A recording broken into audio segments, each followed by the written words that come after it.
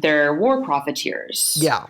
That's what we would call them. And we have transition profiteers and we have peace profiteers. Yes. Here, And then there's the people who just, like there's the people who make their money off the supply chain from the army. And then there's the people who come in and rebuild what the army has blown up. Mm-hmm. Exactly.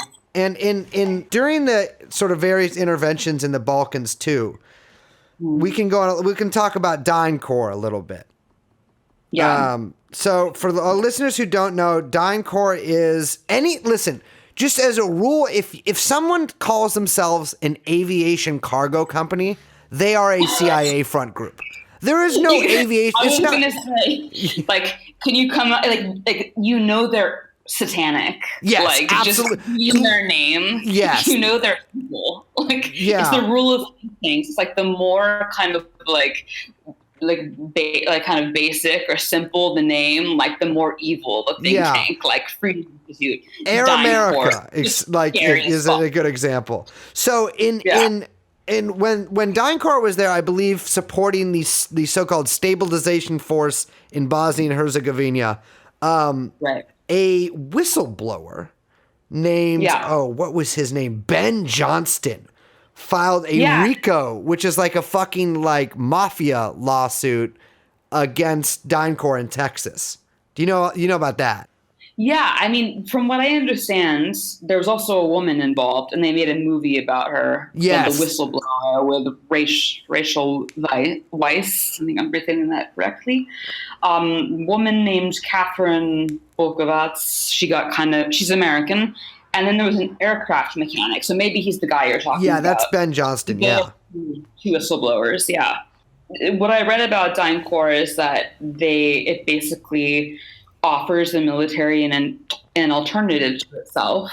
Yes. And that they kind of get away with things that the Pentagon wouldn't approve of. It's the perfect, I hate to say this word, but it's the neoliberal army dream. It's basically it's privatizing the military, which, I mean, fuck the military, private and public parts. But, it's like how, what was Cheney's company? It's like how Cheney's company did all the fucking, Halliburton, of course. It's like how they made all the hamburgers on base and constructed, the walls and stuff. DynCorp does all your airplane shit, but they also have, of course, actual military units in a sort of, I think it's called DynCorp Intelligence or whatever. They have a separate unit for them. But yeah, so this guy was an airplane mechanic, and that woman, I think the woman you're talking about, I believe she was actually a police officer from America who was over there. She was, exactly, yeah. And as I think that we're going to get into this part because DynCorp has multiple sexual, sex slavery and sexual assault, sexual misconduct accusations against it that have pretty much been buried as much as possible. I'm just reading about it a little bit this week. I was shocked, for the amount of time we spend talking about rape during the Balkan conflict, the way that this is not discussed at all, the fact that there were cases involving, from what I understand, German, U.S., UN people and very high-ranking people in the United Nations knew about it and didn't do anything. And apparently, most of these girls were not actually local girls, but they were from Romania, Ukraine. They were trafficked. Moldova, yeah. Via plane. And about there's a connection. Yeah, that's yeah. There's more than one. It's so the plane, for our listeners, the plane that trafficked these girls had the exact same tail number call sign as the Lolita Express.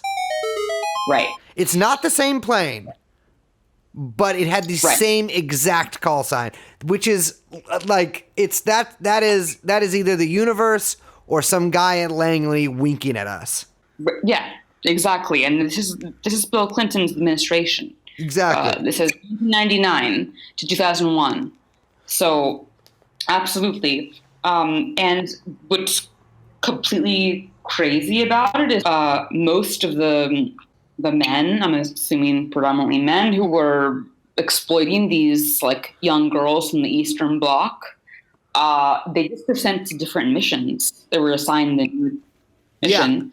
And the girls were just sent back to their home countries. Like nobody faced any kind of like justice, or there was no justice, no reckoning.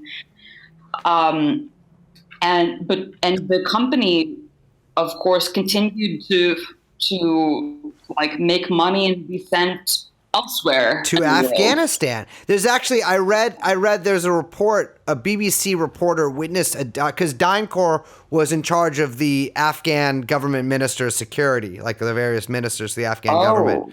A BBC reporter witnessed a DynCorp security guard slapping an Afghan minister. Wow. Yeah. I didn't know. A quote from Ben Johnston, one of the mechanic who was a whistleblower in the DynCorp thing, said he witnessed a co-worker in Bosnia who, quote, weighed 400 pounds and would stick cheeseburgers in his pockets and eat them while he worked. The problem was he would literally fall asleep every 5 minutes.